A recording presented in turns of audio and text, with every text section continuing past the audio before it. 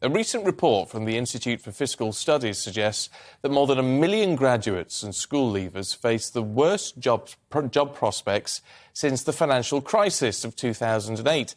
Now, with COVID lockdowns and a looming recession providing what the think tank is calling a double whammy of setbacks. Let's get more from our economics and business editor, Liam Halligan, who's on the money.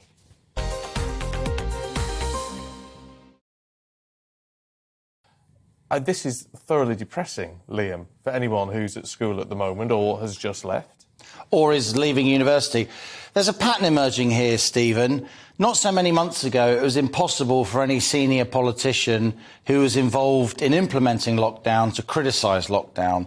But now that is happening. We heard Rishi Sunak today at Parliamentary Questions saying that the reason NHS waiting lists are so bad is because of pandemic lockdown. And now we're getting completely establishment, highly influential think tanks like the Institute for Fiscal Studies similarly pointing to the fallout from lockdown, the collateral damage from lockdown, if you like. And what the IFS is saying is that if you left school or university in 2019, 2020, 2021, and if you're going to leave in 2022 and 2023, then lockdown will have had some impact on you, particularly upcoming school leavers and new graduates. Here's a quote from a study that the IFS put out this morning.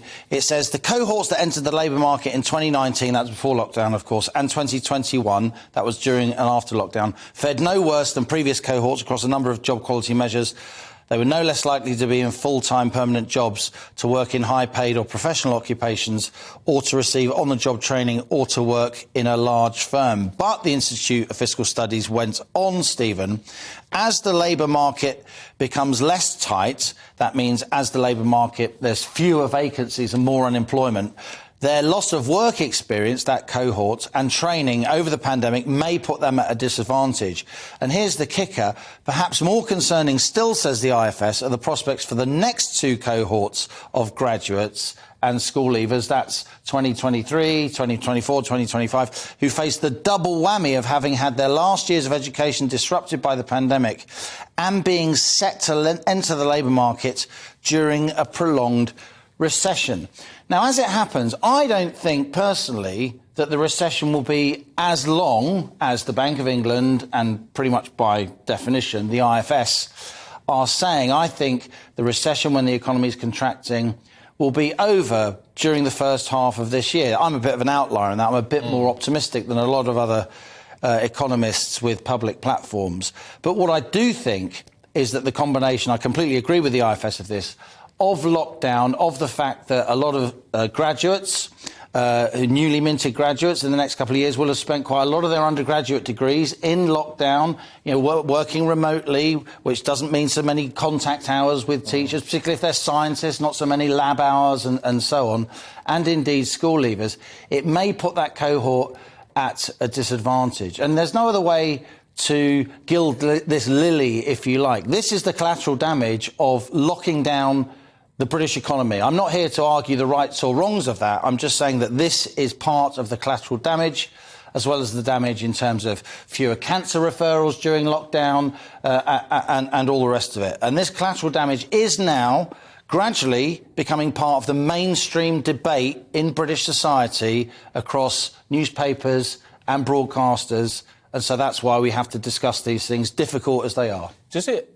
I mean, look, I'm trying to look on the bright side of this. Does it present an opportunity in some respects for employers in that they inherit a cohort of students who are used to working in a different way, are used to being perhaps a bit more independent? They're entering the workforce with a slightly different set of skills. Interesting you should say that, because I think among employers that I talk to, big companies and small, and I say this as somebody with school-age and university-age kids, and as the first person in my family to go to university, it was a huge thing for me and, out of 24 first cousins, I was the only one that went to university. But I think a lot of employers are increasingly thinking now, look, if you're going to do a hands-on job, even at quite a high level, don't go to university. Let's do an apprenticeship. Let's do hands-on vocational training. Let's do more training that's immediately relevant. You can now become a solicitor, Stephen, without going to university. Just as in the old days, you could become an accountant if you're a bright school leaver. I certainly remember people from my cohort all those years ago, I'm a bit older than you, who went straight to a big accountancy firm because they were good at nut figures and they were just commercial type people.